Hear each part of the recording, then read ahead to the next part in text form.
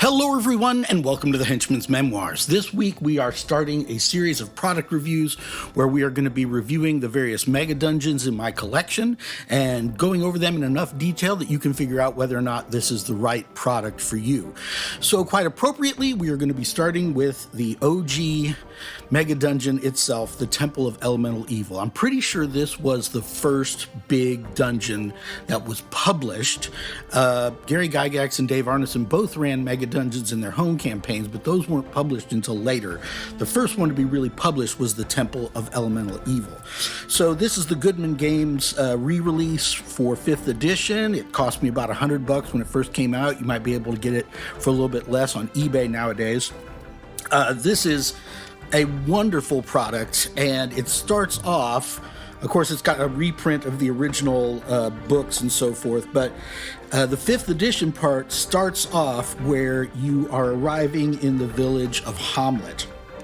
So this has some big nostalgia energy for me. This really takes me back to the early 80s when I got into Dungeons and Dragons and got a hold of the village of Hamlet to run at home.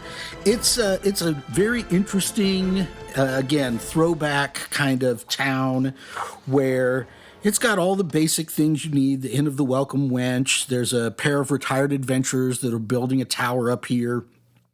There are some spies who are working for the forces of evil that are trying to keep an eye on the Temple of Elemental Evil and on Rufus and Byrne, the adventurers. So even just going around the town and gathering rumors, the party can already start to key into the fact that there's something going on over at the Temple of Elemental Evil.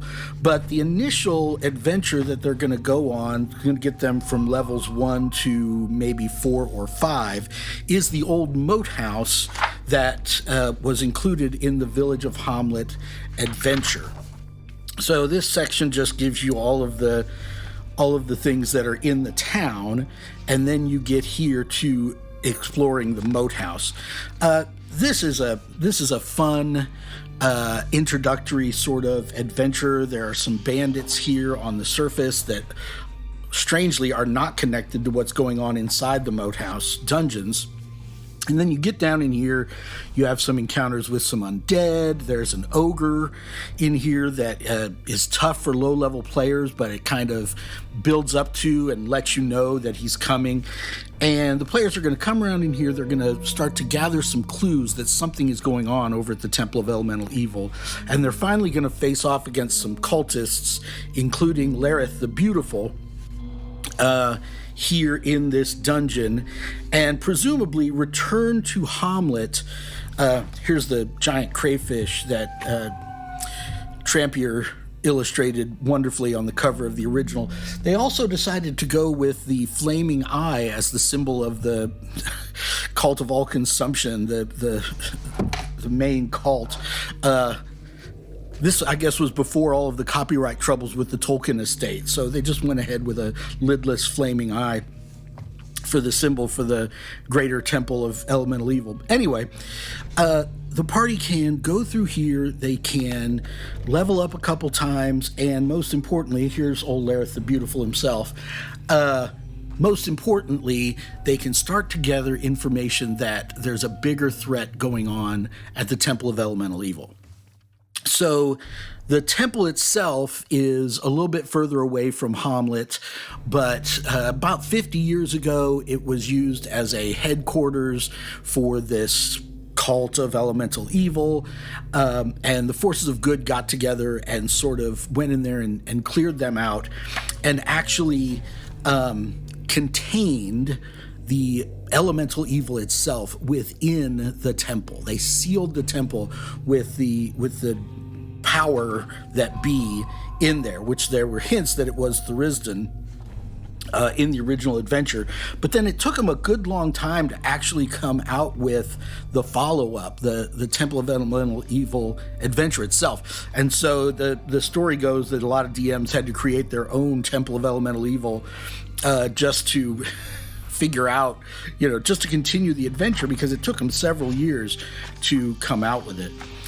So the next step is the village of Nulb.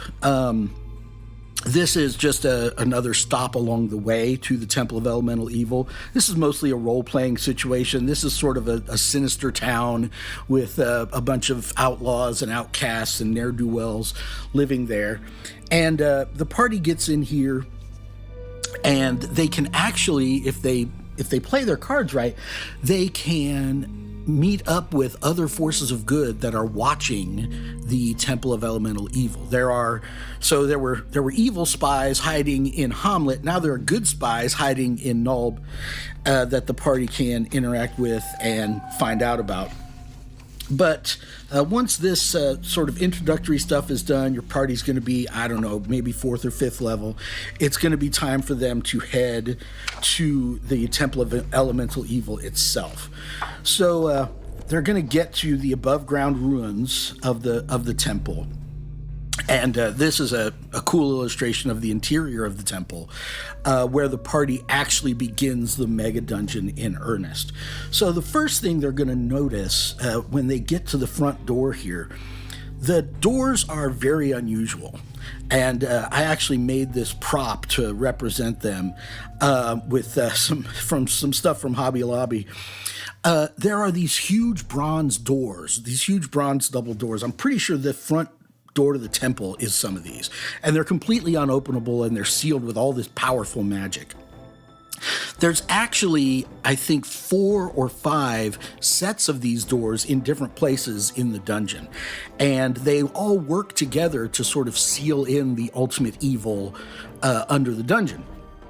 So the party is put in the situation where they're actually going to be they're going to be going on the fetch quests and stuff to get the things they need to open these doors to get down in there to the boss. But in the process, unknowingly, I think they're also freeing the boss so they can go out into the world and cause more havoc and so forth.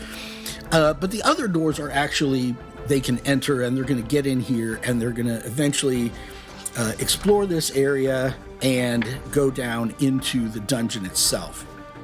So the Temple of Elemental Evil is 4 levels, not counting the above ground ruins. And each one, these are all designed by Gary Gygax, and they kind of have a more old school sort of encounter design. The dungeon overall, especially the first level, suffers from a major monster closet problem, where there's all these little rooms, and it's like, now there's 2 bandits in here, and there's 3 bandits and a bandit chief in here, and there's 2 bandits with spears in here, and there's 1 orc in here, and there's 4 orcs.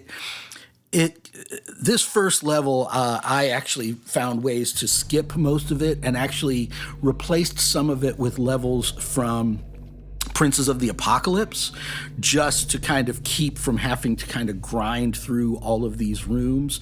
But there is one of these special golden doors that is discoverable on this level, and the party's going to start to gather more information about what's going on in the dungeon in general. So there is important stuff to find up here, but the first level is a little disappointing as far as what the party actually gets to do.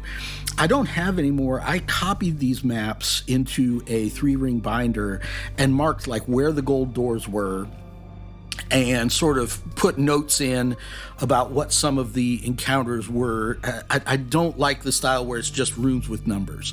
There are better ways to do it where you can put more information on the map and remind us kind of what's in these rooms. But, it is what it is. So once the party kind of gets through there, and they're also going to discover, as they deal with those bandits and humanoids, the Cult of Elemental Evil is recruiting an army. They are building an army here in the dungeon, which is an important fact for the party to learn, right? So they get down to this second level, and this is where begins the tradition of having a mega dungeon that has a bunch of different factions in it that you can play off against each other. So there are 5 cults in the Temple of Elemental Evil. The water, the fire, the earth, the air are kind of in the 4 corners here. And then the over temple, the temple of all consumption. I can't remember what it's called in here because I'm drawing on Return to the Temple of Elemental Evil and Princes of the Apocalypse and everything else. I'm bringing in the names and stuff from those. But there's a fifth sort of over temple that serves the lords of elemental evil itself. And that is one of the big mysteries of the entire dungeon, is what is this fifth higher power? Because you start to figure out all four cults are being sort of played against each other by this fifth someone. And so that's the big thing that's being hinted at all the way back to the original village of Hamlet. Some people thought it was the Risden, some people thought it was the Drow, and it was this big thing waiting for this module to come out. What was going to be this secret overlord of all the powers? But there's a video game version of this entire adventure, and I've played it a couple times. You can still download it, and people have made patches so it will work on modern computers. And I distinctly remember walking around in this area, and in the inventory of each one of my characters, if you opened it up, they had like 5 separate different colored robes that they could disguise themselves as members of different cults, right? And so this is the sort of germ of the seed of this idea of, oh, well, we get over here and we ally with the Earth cult, and then we get over here and steal some of their robes so we can move around in this area. And sort of playing the factions against each other and disguising yourself as different members of different factions at different times. So that makes this level a lot more interesting than just, again, like the first level, which was mostly a series of fights. The next level down, we start to get into some more powerful humanoids. There's some trolls and an Etten and I think some ogres and stuff down here. This also can start to feel like a whole series of just one fight after another. If you're not careful, you've got to find ways to spice it up. There are interesting things to find here, but a lot of them are behind secret doors, so much so that there's a good chance your party never finds them, which I think we've learned since this was originally published. That's not a good way to design your dungeon. If there's something cool that the party would find and would fill in a bunch of the story and would advance the plot and stuff, don't put it behind 2 secret doors down a random hallway where they're not even going to be searching. But it's easy enough to change some of that stuff. But this level doesn't really stand out. Now, what's interesting, you'll notice this black area, this is a whole separate sub-level at the top up here. And this door, although, again, there's no way to tell from the map, this is, I think, the last of these golden unopenable doors right here. And so this part leads into sort of the end game, where I think you actually find the big bad that is the mystery of this whole dungeon. So you can't get in here. There is there's a rhyme. There's a Gary loved doing this stuff, where there's like a poem that gives you a bunch of hints to different things in the dungeon. He did it in the Tomb of Horrors. This idea that for whatever reason there's a prophecy, or Asterisk himself wants to sort of goad you on, and so figuring out some of this stuff and what you're supposed to do with the doors does come from if you get that rhyme, which my party couldn't be bothered to buy it from the mysterious old man that wanted to sell it to them. But it does give you some cryptic hints about what you're supposed to do. So you work your way through this area that has some higher level monsters, and then you get down here. So this level of the dungeon is controlled by the Elder Elemental Eye cult, that 5th cult. And it has nodes that they allow you to teleport to the elemental planes themselves, to little areas in the elemental planes where they are gathering up this power to sort of free the true threat of the cult and stuff. So you fight your way through here, you learn about that, and you have to find this skull. And it's mentioned in the rhyme, it's in a very secret place in the map, but you have to find this skull, and then you have to take it to each of the 4 nodes and sort of immerse it and empower it in each of these nodes, and then bring it back, and you can use it to open the final door. So the elemental nodes themselves are expanded upon here in the Goodman Games version. I think they're very sort of lightly touched on in the original adventure, but here they sort of really expanded them out and put a whole bunch of encounters, so you really have a whole adventure on the Earth node. There's random encounters in the Earth node, and there's a map, and there's all these areas to go into, and it's this is the whole Earth node. Each of the nodes in this reprinting has its own map and all these encounters, so you've got to take the skull to each node, find the right place. Sort of Zelda kind of dungeon, if you ask me, or more like a video game kind of dungeon. But you're by this point you're pretty high level, and so you're facing some serious challenges, and you need to have some powerful spellcasters in your party if you want to be able to survive on the elemental nodes. Just so, like, this is the teleporter to the node. Each one is a teleporter to an extra plane or pocket where you have some adventure. And I don't remember what these others are, but that's basically what you're doing here. So now you're getting towards the end game, and then you come back from the elemental planes, and you're able to open this door and get into the final fight. So the big reveal is the final fight is Zugtamoy, the demon queen of fungus, molds, and spores. A lot of people were sort of disappointed with this reveal when it came out in the original module. People were not impressed with her, and they were expecting like a character that had already been introduced, like I say, like the Queen of the Drow or something like that. And the actual art of her was very underwhelming in the original release. And so people were just like, why is this? Of course, since then, they've gone ahead and made her kind of a cool character. And, you know who she is, and it's more interesting. This is the original Zugtamoy art. And as you can see, she doesn't look like the end boss of a 1 to 15 5e campaign. She looks like a little fungus person you're supposed to befriend when you're level 4. I got this excellent mini for off of Etsy, but I didn't do a great job of painting it. I couldn't figure out how to get the colors right. So, but anyway, I painted this up to use in the final confrontation with her. So that's the meat and potatoes of this campaign. There are a lot of non-player characters that you can meet, both good and evil. There are lieutenants, and there are leaders of each faction. There's people who are good guys who are in disguise as just random villagers who you can meet in the campaign, including Otis.